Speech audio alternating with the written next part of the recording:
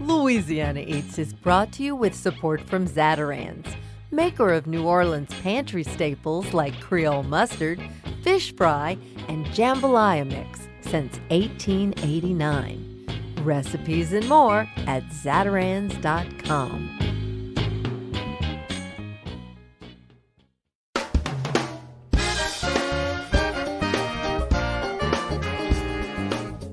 From our studios in the Southern Food and Beverage Museum in New Orleans, this is Louisiana Eats. I'm Poppy Tooker. Is your guiltiest pleasure food TV? Do you like your reality TV served up by the likes of Chef Gordon Ramsay? On this week's episode, we're talking to people who have participated in food TV in its various forms with varying results. Earlier this year, Gambit food writer Helen Freund published an exploration of this topic from a local point of view. Helen shares what she learned, and then we'll hear from Ragnar Karlsson, whose restaurant, the Trolley Stop Cafe, was featured in the season premiere of 24 Hours to Hell and Back with Gordon Ramsay. Ragnar's plan was to give his restaurant a much-needed boost. But was it worth it? He'll give us the details and explain how unreal reality TV can be. Finally, our friend Chef Isaac Toups joins us. From his rise to fame on Top Chef to his new series for the Food Network, Food TV has been very, very good to Isaac. But when it comes to me, reality food TV? Change the channel, please. On this week's Louisiana Eats.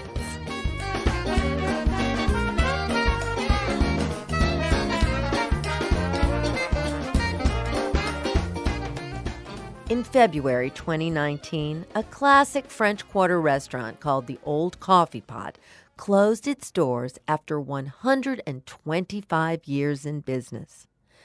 Known for its Creole-style breakfasts, the little spot on St. Peter Street was beloved by generations of diners and was one of the few places in the city that still served traditional rice cala.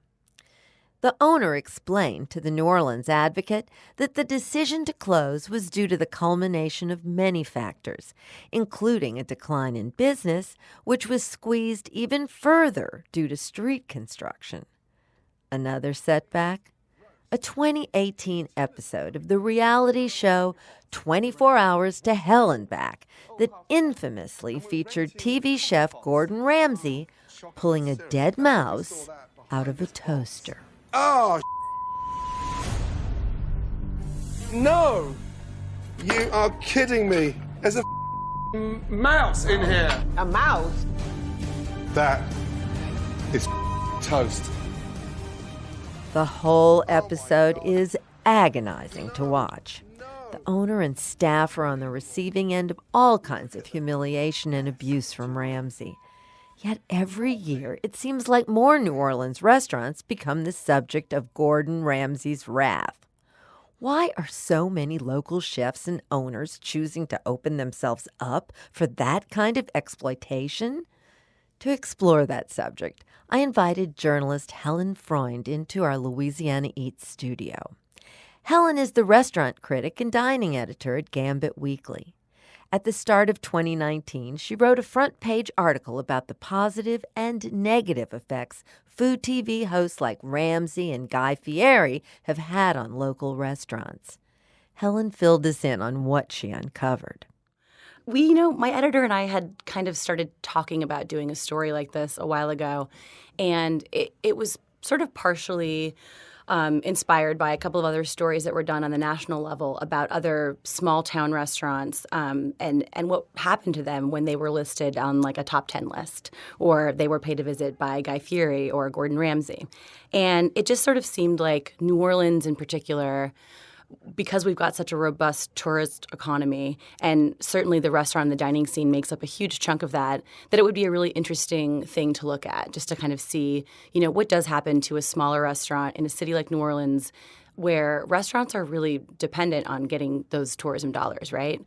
I interviewed a couple of different people for the story. I think across the board, the question of is it good or is it bad, the consensus was most press is good press. And I think from a small business perspective, if we're thinking about a restaurant that really doesn't have an advertising budget, that can't afford marketing, that certainly can't afford to hire a public relations liaison, they look at some of these opportunities as a way to get free advertising, as a way to sort of stay on the map. And it can really make or break them. The problem with a show like Gordon Ramsay's is that the approach is so different, right? This is a makeover approach. This is someone coming in to, an allegedly failing restaurant and telling them, you're doing things wrong, let me set you straight. With the premise being that when the show wraps, here we'll have a restaurant that is all of a sudden functioning better and able to survive and make it. I think the problem is that's not always the case. You talked with several people who experienced the scrutiny of Gordon Ramsay. Oceana Grill, I know you tried to talk to the Coffee Pot. And then, of course, our latest focus, Ragnar Karlsson at the Trolley Stop. What did you uncover from all those experiences? So what was interesting is that, really across the board, anyone who had a positive experience was willing to speak. And then the ones that didn't were not. So I contacted Oceana Grill, who are now currently suing Gordon Ramsay's production company. And I also tried to contact the Old Coffee Pot. Oceana Grill didn't even get back to me, and the manager at the Old Coffee Pot made it pretty clear that they were not interested in speaking about their experience. But Ragnar, who had, his restaurant was just about to be featured, spoke to me quite candidly about what it was like. And it was interesting. He was very open about the fact that he was belittled publicly, that at some point he was a piece of meat was thrown in his face. He was basically told that he was not doing his job well. And he felt that despite how humiliating some of these experiences might have been, if in the end it could help his restaurant survive, that it would all be worth it. Lord, a 24-hour-a-day business is hard to run. Yeah. You'd got the scoop that those adorable people who I love too, Christy and Justin Petard over at Avery's, they're about to get their own little taste, aren't they? Yeah, they are. And, they're so sweet. I've been sort of following them for years since they opened Avery's. And they were so humble and so genuinely excited about being featured on one of these shows. And I think they're very hopeful for what it could bring them, And they're on Tulane Avenue, and a part of Tulane Avenue that maybe not a lot of us go to, but certainly a part that is, I think, slowly getting bigger and busier. And they're a perfect example of that small, mom and pop shop that doesn't have the budget for advertising and doesn't have the money to do any kind of marketing promotions. So they're hoping this will be their, kind of a big break. It's fascinating to me that chefs seem to have their own experience.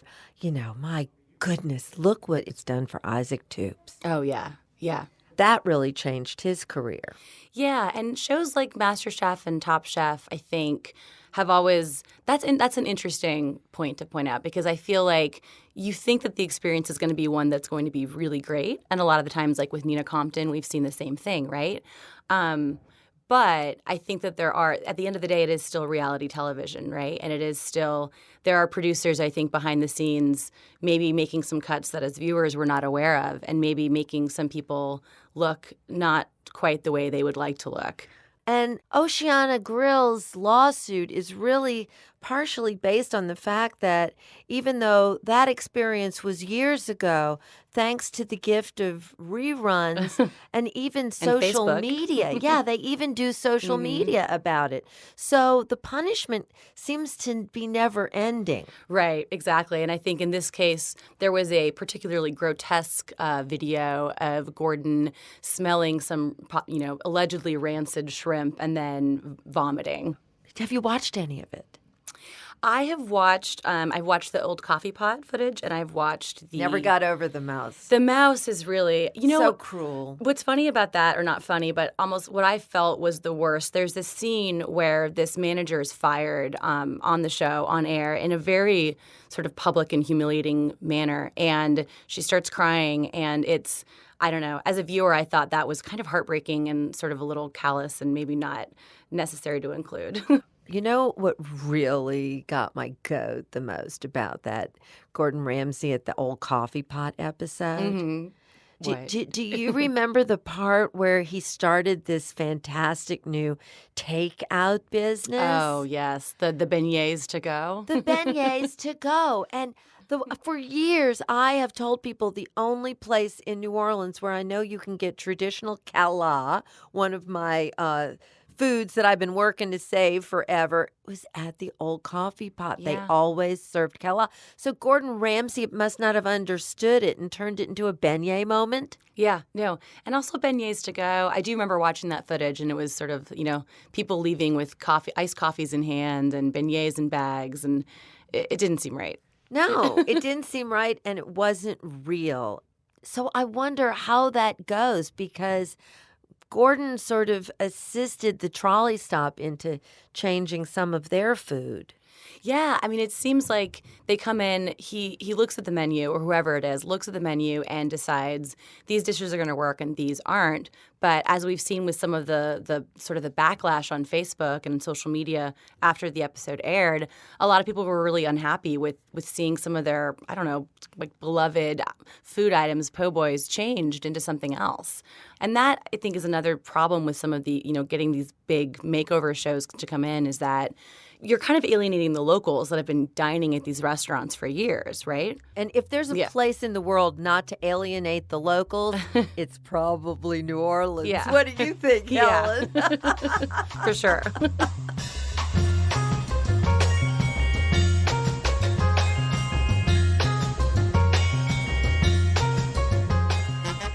Helen Freund covers food and dining for the Gambit Weekly and is a regular contributor at the New Orleans Advocate. Since its closing, the historic old coffee pot has changed hands. It's now owned by Cafe Beignet, a local company with 3 locations in the quarter. Cafe Beignet at the old coffee pot is slated to open by late April, and yes, cala will be on the menu.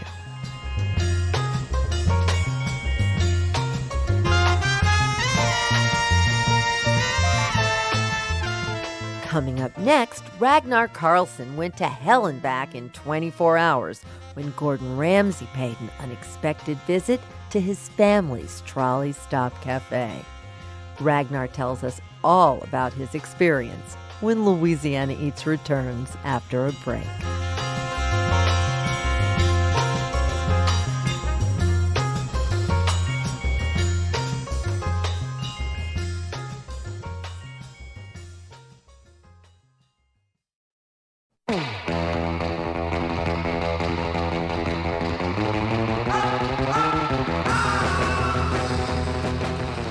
I'm Poppy Tooker, and you're listening to Louisiana Eats, edible content for Louisiana food lovers. Louisiana Eats is brought to you with major support from Rouse's Markets, from Camellia Brand, Beans Done Right, a New Orleans tradition since 1923, and with support from Brennan's Restaurant, home of the original breakfast at Brennan's and flaming Bananas Foster, with modern Creole cooking by 3-time James Beard Award finalist Slade Rushing. Breakfast, lunch, dinner, and private events at 417 Royal Street in the French Quarter.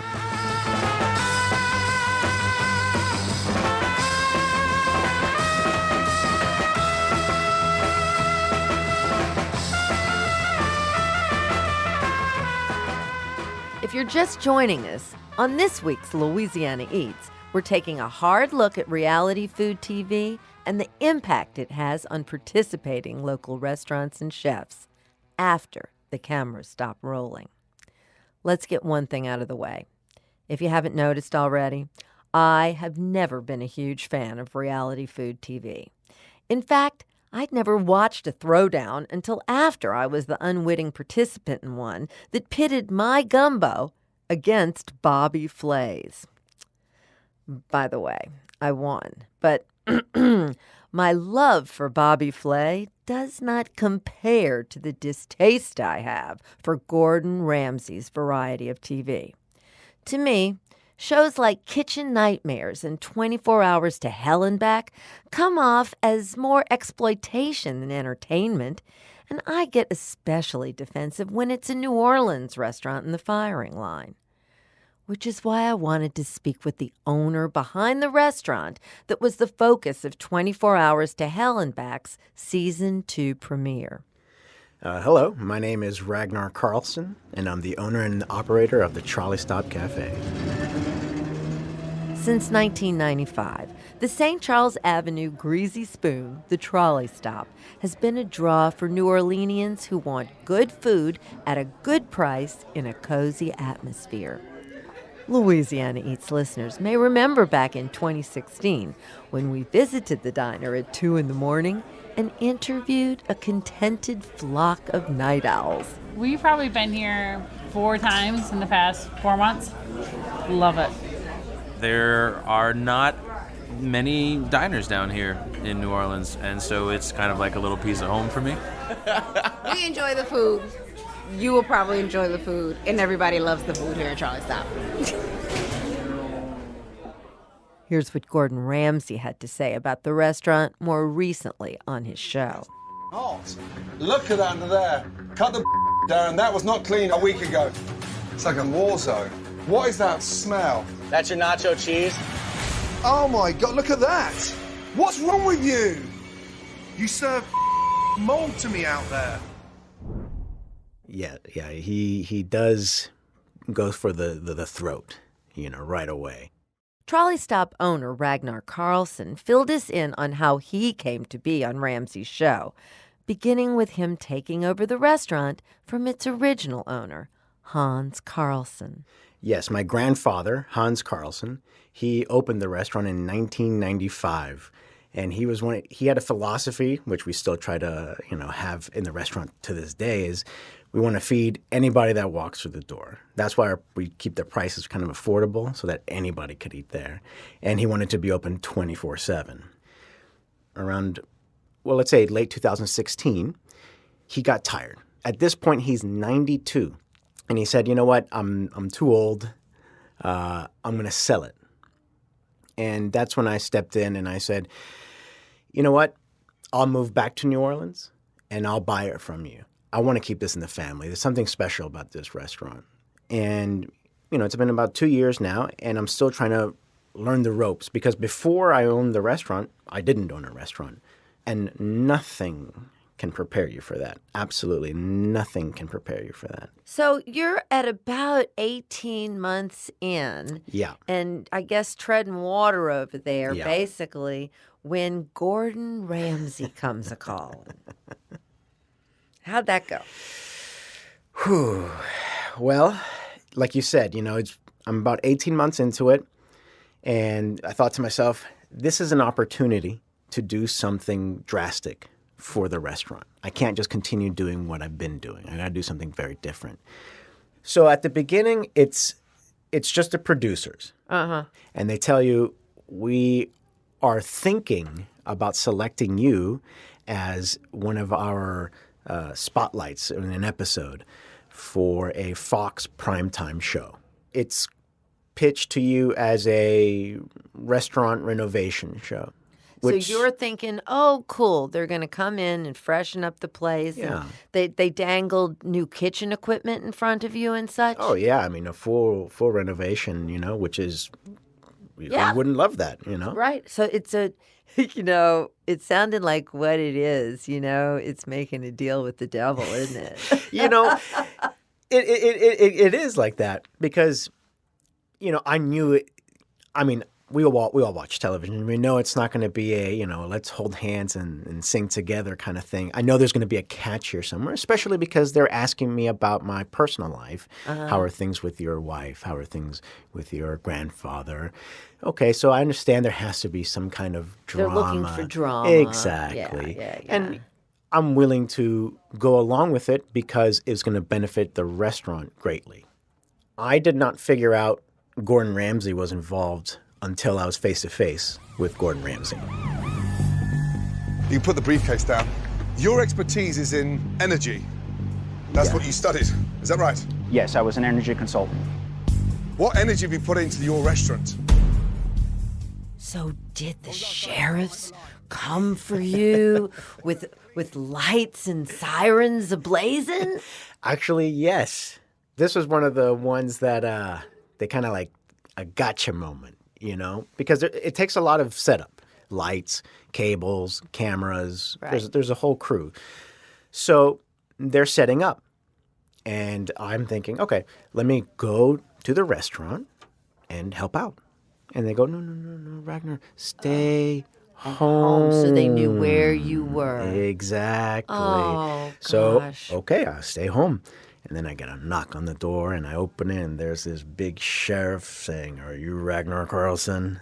Once I saw the cameras, I kind of pieced it together like, okay, this is happening.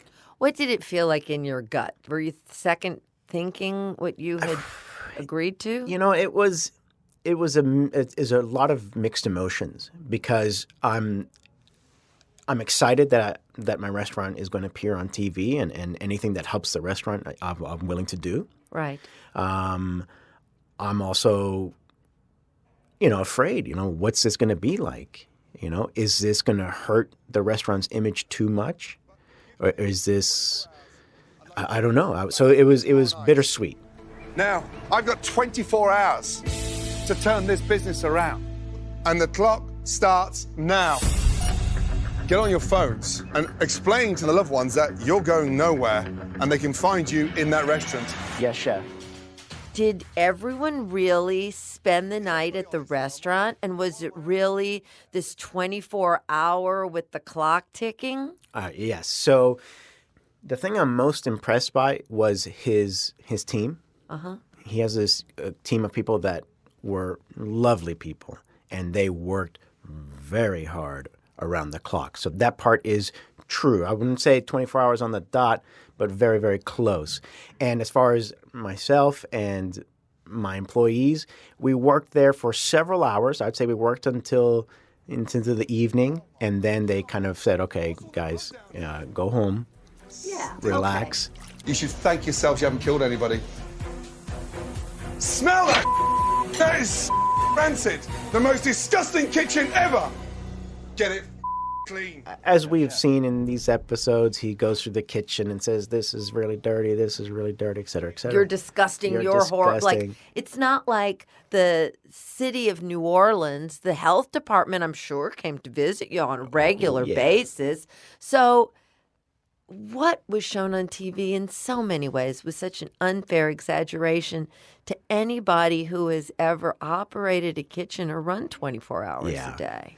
What you said is 100% true. Running a restaurant of any size, 24 hours, is almost suicidal. It's crazy. Because even if you're not at the restaurant working, you're on. Sure. You're always worried about the restaurant. And we clean regularly because we pass all our health inspections. So, we weren't able to clean prior to taping. So, of course, things get dirty. We're cooking, you know? So somehow in all this process, the very professional chef, Gordon Ramsay, begins throwing food at you? Yes. Tell me about that. Well, I was working on some painting of the wall. They call me and they say, look, Gordon wants to talk to you and Aaron and Darren, my general manager and my kitchen manager. So we huddle around the line in the kitchen, and he's describing how everything's the worst he's ever seen. He gets to this corned beef, cocked his hand back and threw it across the kitchen. I mean, good aim because it got me in the face. It got me right in the face. And at this point, I don't even know what's going on. I'm in shock. But I kept thinking to myself, what I want is for there to be a happy ending for this episode for the restaurant.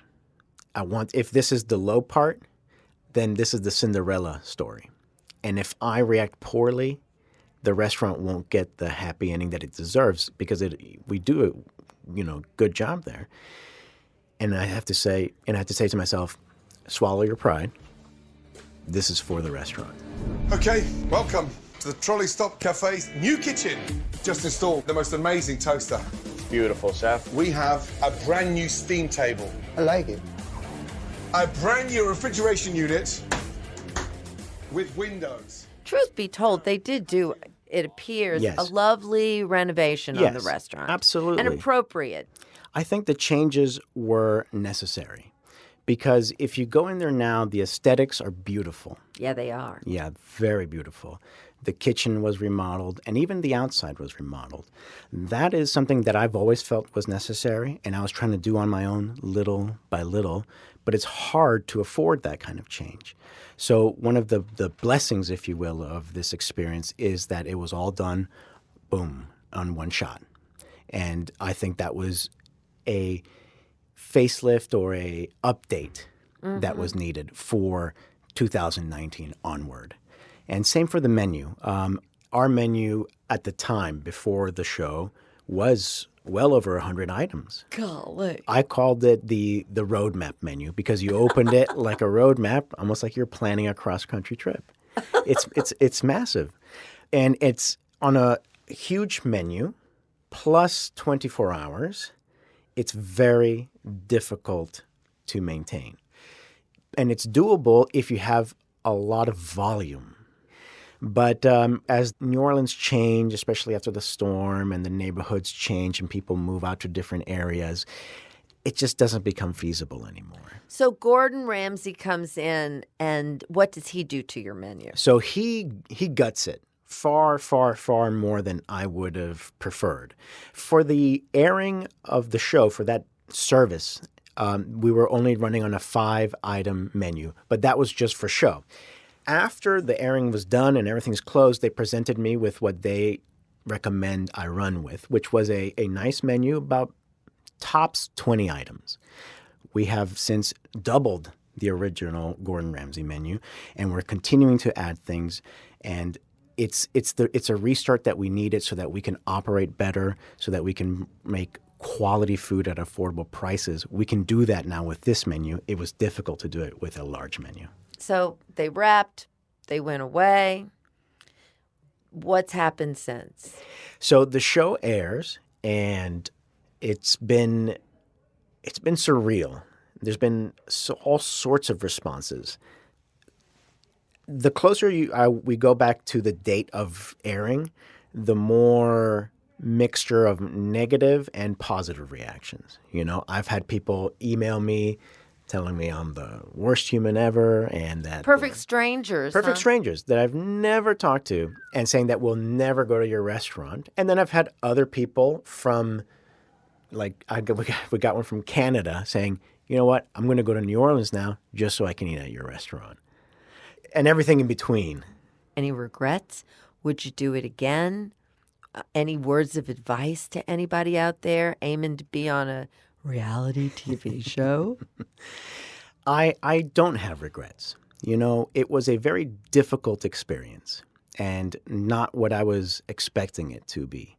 But it's a once-in-a-lifetime opportunity, I think, for myself, for the restaurant.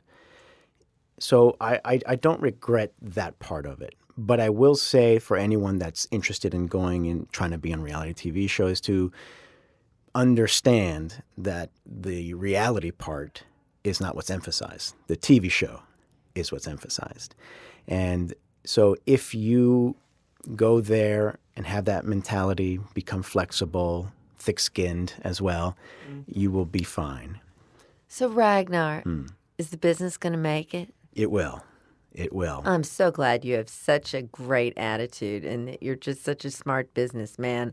I have all of the admiration in the world for you because I don't like reality TV. Thank you, Ragnar. Thank you so much for talking with us today. Thank you very much for having me. Ragnar Karlsson, owner of the Trolley Stop Cafe in New Orleans. Thursday night, I got my baby at home. I turn the lights down low and turn the TV on. Channel 27 on the late movie. Pretty good thing, and it's called TV.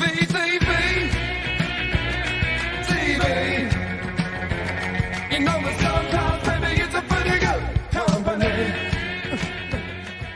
As we've heard from Helen Freund and Ragnar Karlsson, the cultural phenomenon of reality TV is not in fact real. It's scripted in such a way to push the show's narrative. So viewers should assume much of what happens in a show like 24 Hours to Hell and Back is fiction. But in this day and age, it's not just TV that you have to be wary of when it comes to the truth. Soon after Gordon Ramsay's crew left the Trolley Stop Cafe, local social media was abuzz, infuriated by what Ramsey and the Trolley Stop had done to a classic New Orleans dish. The only problem? It didn't actually happen.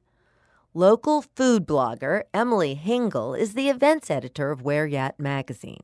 She was among a number of bloggers and critics featured dining in the restaurant at the end of the episode, following Ramsey's revamp. Emily and Ragnar describe the public outcry that came shortly after the show aired. Well, one big thing that happened, and you could probably talk to Ragnar about this, was the deconstructed po' boy fiasco. So yes, that one was very controversial because it didn't happen.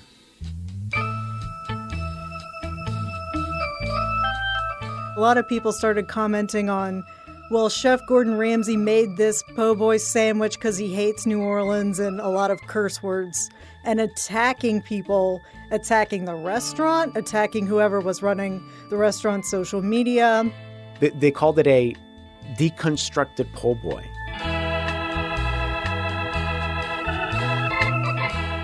And I've also heard a lot of people say, well, the restaurant was fine the way it was before. How dare you mess up something, mess up my po' boy, mess up this. Back and forth attacking over something extremely simple and something that was kind of predicated on something that wasn't true. So when the show aired and we filmed, when Gordon Ramsay and his team, and you see them throwing stuff out of the restaurant, that's no joke. They threw away everything. Everything. So we finished wrapping on Friday evening, and we wanted to open as soon as possible. So on Monday, when we reopened, we only had the stuff that we had for that service, which was for the 5-item menu. So we said, let's just open it, a soft opening, and we'll explain this to everybody that came in.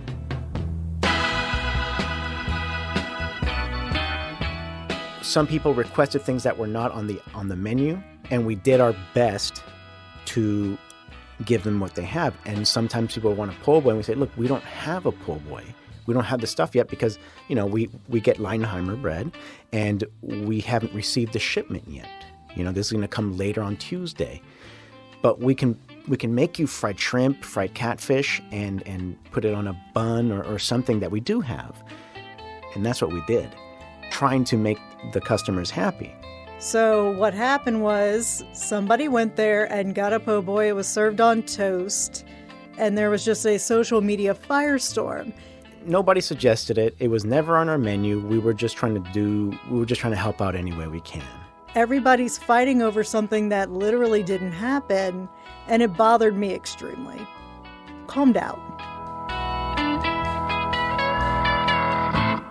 Emily Hingle of Where Yat magazine and Ragnar Karlsson, owner of the Trolley Stop.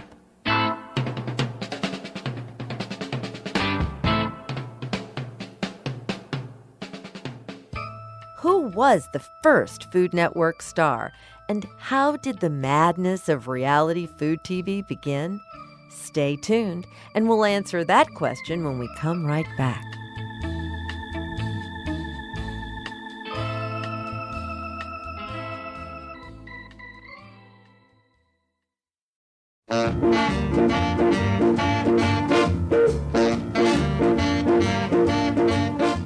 I'm Poppy Tooker, and you're listening to Louisiana Eats, edible content for Louisiana food lovers. Louisiana Eats is brought to you with major support from Popeye's Louisiana Kitchen. Have you caught our Louisiana Eats Quick Bites podcast yet? Visit poppytooker.com to listen. While there, you can also subscribe to iTunes, Spotify, Stitcher, or wherever you get your podcasts so you won't miss a delicious bite. You can also easily webcast any of the Quick Bites or Louisiana Eats episodes right from your computer on poppytooker.com. And now, back to Louisiana Eats.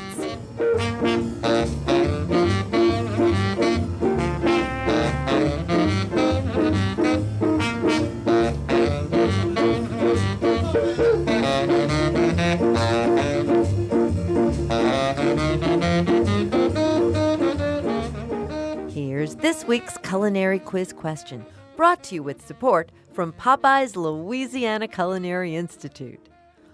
Who was the first Food Network star, and how did the madness of reality food TV begin? David Rosengarten was tapped by friends at the Food Network in 1993 to appear in their very first show, Food News and Views, which he hosted along with Donna Hanover, back when she was Rudy Giuliani's wife and First Lady of New York City, and Robin Leach of the Rich and Famous franchise. Soon after, David developed his own show for the network, which he called Taste. Entertainment Weekly called the new show culinary voyeurism. In essence, the same thing that a never-satiated audience is experiencing today on shows like Gordon Ramsay's To Hell and Back. The next TV game changer came with a little Japanese import you might remember, Iron Chef. The original version was produced and aired in Japan in 1993, but morphed into Iron Chef America by January 2005. It's important to note that the great-grandfather of all reality TV, Survivor, began its great run in 1997, whetting America's appetite for human struggle on the boob tube. Undoubtedly, it's a combination of all these things that brings us to the sad point we're at with reality food TV today. All I can say is, change the channel, please. Man came by to hook up my cable TV. We settled in for the night, my baby and me. We switched round and round till dawn. There was 57 channels and nothing on. 57 channels and nothing on. 57 channels and nothing on. If you're a fan of Bravo's Top Chef, surely you saw and rooted for our very own Louisiana-born chef Isaac Toups when he competed in the show's 13th season in 2016. Isaac made it all the way to the season finale in Las Vegas, but was told to pack his knives and go home just before the final elimination challenge. When Isaac returned to New Orleans as the season's fan favorite, his new celebrity brought him and his wife Amanda a whole world of opportunities. Over the course of that year, Louisiana Eats had the good fortune to chronicle Isaac's experiences on Top Chef and keep a bird's eye view on the accompanying fame. After all, since Top Chef, Isaac and Amanda opened a second restaurant, Toups South, right here in our studio's home in the Southern Food and Beverage Museum. Before we hear from Isaac reflecting back on his journey, here are some highlights from our earlier conversations with him and Amanda, both in our studio and at his restaurant, Toups Meadery, when Top Chef aired in 2016. Hi, Isaac Toups, chef, owner, partner of Toop's Meadery, restaurant in Mid-City in the fabulous city of New Orleans, and chef testing on this season of Top Chef, season 13. So how does Bravo vet you for this? How does this happen? Do you put your name in, or do they get in touch with you? They got in touch with me, and the producers said they had seen a certain dirty rice video I did on the internet. We did a video for Tasting Table. And it got around, and one of the producers said, "Yeah, I saw that. I knew we had to have you." I was upset. In fact, they were actually upset. They were like, "Where were you in the New Orleans season?" I'm like, "I don't know. That's your problem, isn't it?" Yeah, where were you? Yeah, I probably wouldn't have even been able to do it that season. That season we had just opened the restaurant. I'd have probably turned them down. Yeah. So it was actually kind of good that they waited for the California season. Also, it was really nice to not see anybody else from Louisiana. I didn't want to have to fight for that Louisiana pull team, so I was kind of surprised I wasn't the only one, but I was relieved that I was the only one. So you get the spot, and they say, "Okay, we're flying you to..." Right, we're flying you to Hollywood. Okay, flight. Of course. Okay. Wow, and it's very hush hush. They don't give you a whole lot of information. They want it to be a surprise. Mm-hmm. When we meet each other on camera, we really are meeting each other for the first time. They want it to be genuine reaction. And that's what I appreciate about the show. Even though they had to be hush-hush a lot of times, they didn't tell you who was the guest judge was going to be until you saw them so you could get a reaction. And now that I know that, it's like, this is how you make a good show. So while it's annoying at sometimes to keep you in the dark, you realize that this is to make a good show, and it is to promote the chefs. And I felt they did a good job. They're not really trying to throw anybody under a bus. People do that on their own already. They sit you down for these long interviews afterwards, and then they cherry pick the best stuff, and it's obvious like, oh yeah, I say what I want to say. Mm-hmm. I don't have to pull any punches anymore. I don't work for corporate anymore, I don't have to worry about the boss. I only worry about my wife slapping me in the head when I say something stupid on TV. So far, I'm only at one. Well, you are really doing an incredible job. How hard has it been to keep all these secrets? Pretty easy. It is? It's you mean pretty, your mom and dad aren't beating you up on it? No. It's kind of an enjoyable kind of torture. Not telling everyone. I'm actually like, no, you got to watch. I could tell you, I'm not. Well, I'd like to know what the watching it experience is really like. Oh, that's the worst. Most of the time I've been watching it live stream, so the first time I'm watching it is the first time everybody else is watching it. It's unnerving, and if I could put it into relation, people out there, have you ever heard yourself in a recording and went, I sound like that? Oh, God, really? That sounds horrible. Multiply that by 100, and you have yourself watching yourself on TV. It's unnerving. I wanted to throw up the whole first episode. I had to get drunk. I was drunk by the end of the first episode at my own bar. Man, it's like, okay, time to go. I'm fine. Oh, God. Where's Community? Isaac, welcome back to Louisiana Eats. I'm so glad to be catching up with you just like I dreamed right here in the restaurant on viewing night. I have to tell you that my first experience in the restaurant during a Top Chef airing was last week, and it was absolutely electric in here, but I could just tell that everything you were reliving, every misstep, everything you wished you had done differently, it was weighing on you so hard as I watched you and Amanda sitting at the bar, and all I could see was your back. And, you're sitting next to him. It was very different sort of body dynamic because your arm was around him. It was clear like that you were like, okay, you can lean on me about this. How does it feel from your end? It's a little bit like getting your skin scrubbed off every week, and you feel naked for a second, and then you go and you got to put it all back on. You put your armor all the way back on, and you go, we got this, we can do this. People say things, but Isaac and I do live by the mantra that if you have haters, you're doing something right. A year after Isaac's stint on Top Chef, we sat down together in our studios in the Southern Food and Beverage Museum to learn how being a celebrity had changed his life. It's all changed for the good and just for a little bit for the weird. The good part is, the meadery got so much business. I mean, the national attention from 3 months being on television was unmatched as far as advertising and marketing go. I mean, it was probably millions of dollars worth of advertising right there. I couldn't do the calculation, but it was great for the restaurant. It really put a lot of people in seats, and let's face it, that's how you get the bills paid. So, I mean, for a good 6 months there, you couldn't make a reservation, and that was great for us. Not so good for the locals who were pissed off they couldn't come get their Friday night seat. But things have chilled out, and we're still very busy. But we had so much business that, hey, we can open up another restaurant, and we did.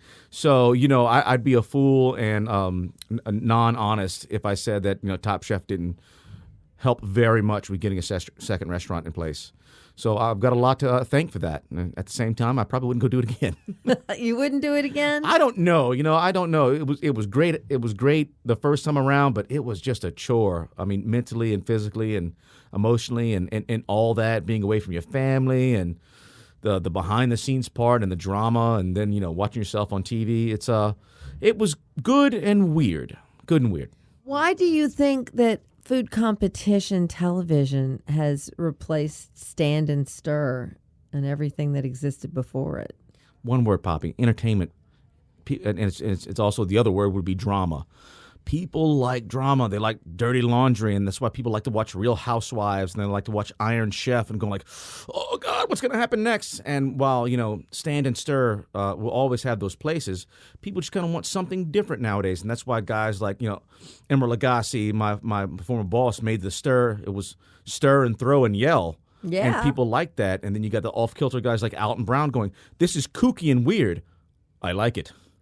And, I still watch the old Julia and Jacques videos from back in the day. Oh, yeah. And Julia Cooks and Hubert Keller with his accent, and I love to watch that. But people want it etched up. People like to see that competition. Even though people can't taste their food, they like to see that drama. And people like, oh, and I'm a chef now. I watched Top Chef one time. Well, now that people are familiar with you from TV, how has that affected your persona, your public persona? Are you being approached by people all the time who recognize you?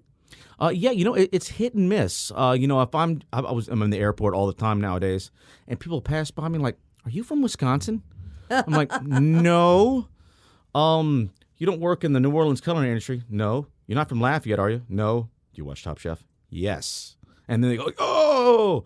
It happens a lot more often when I'm wearing my chef coat. And they look at my face and go and make that face that says, "Man, where do I know that guy from?" And look at my jacket and go, "Oh, you're Isaac Toops." And I'm like, "Oh God, oh God, oh God." Oh. And sometimes it's flattering. It's flattering what it is, and sometimes it can be unnerving. I've had people, my kids are screaming in my arms, and someone comes running after me for a selfie. I'm like, "Really, dude?" Yeah. But I'm always nice about it, and most people are very friendly about it. There's always going to be some jerks in the pack, but most of the notoriety is very cool. What other things are in the works for you, Isaac? We got a bunch of things going on. We've got another little production thing, which I can't be too much detailed on, which might happen. You never know. You never know. TV's kind of weird. It's like, we don't know. Hey, in 2 days, can you film a series? Like, okay, come on. But so we've got a lot of irons at the fire, and we're always very busy. We're always traveling. We're in New York next week. Be on the Andy Cohen show. We'll do the Today Show next month. It'll be the fourth time doing that. So I'm always doing something, Poppy. And I'm of the mindset that anytime anybody asks me to do anything, I do it. Because you never know what's going to be good. You never know what's going to get out into other people's ear to get people in your restaurant. And that's the bread and butter.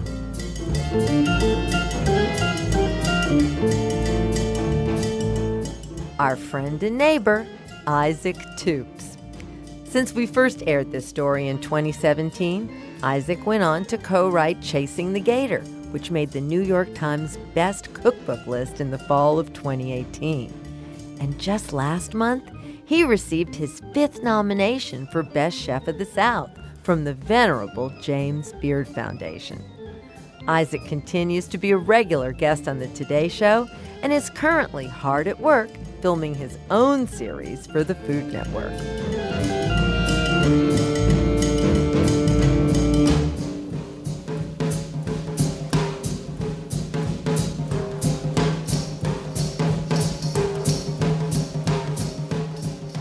That's it for this week's edition of Louisiana Eats. edible content for Louisiana food lovers. Have you visited poppytooker.com lately? That's where you'll find our full broadcasts, along with our quick bites for podcasting or webcasting right from your computer or smartphone. Louisiana Eats is also available from iTunes, Spotify, or wherever you get your podcasts. Louisiana Eats is made possible with major support from Popeye's Louisiana Kitchen, Zatarain's, Rouse's Markets, and from Camellia Brand Beans.